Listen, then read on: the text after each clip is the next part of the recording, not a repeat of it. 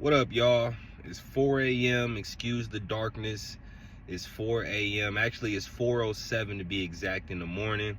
I'm on my way to the gym. Now, I know what you're thinking, right? I know what you're thinking. But I am not one of those people that is like super disciplined, that wakes up at 3 in the morning, gets to the gym at 4 in the morning every day, work out. That's not me, right?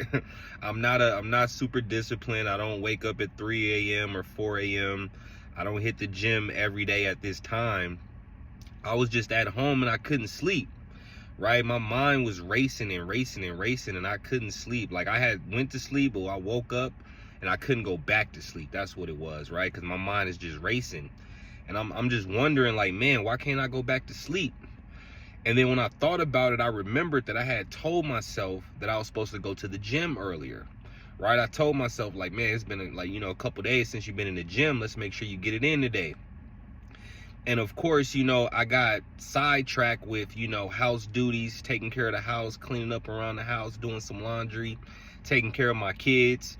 And before you know it, it was bath time and dinner time. And before you know it, we was passed out. And again, I woke up at probably around 3 a.m. And I just realized I couldn't go back to sleep. My mind was racing. I had so much on my mind and I'm just like trying to turn it off so I can go back to sleep. And that's when it had dawned on me that, man, I was supposed to go to the gym today. And that's when it had dawned on me. That's why my mind is racing the way it is, because I have so much built up tension and built up in my mind that I haven't let out, that my mind is racing, right? So I'm here in the gym because I had to make a decision. I had to decide, am I going to go back to sleep or am I going to get up and go to the gym?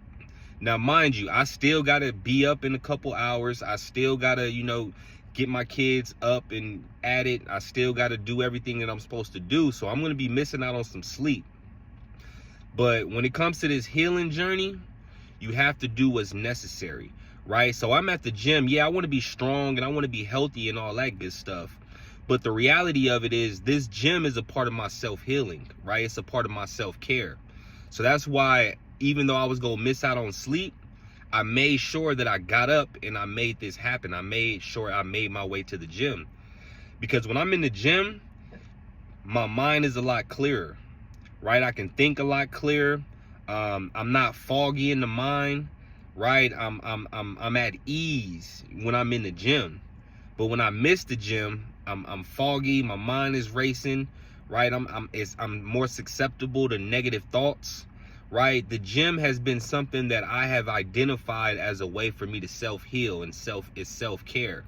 Right? So when you're going on that healing journey, when you recognize certain things that are healing to you, right, that are self-care to you, that help self-soothe you, like the gym for me, you're going to have to sacrifice. You're going to have to make sure that you're consistent and make sure that you're taking it serious, right? Because once you identify that you're going to take your healing journey serious, these self-healing things and these tools like the gym are necessary.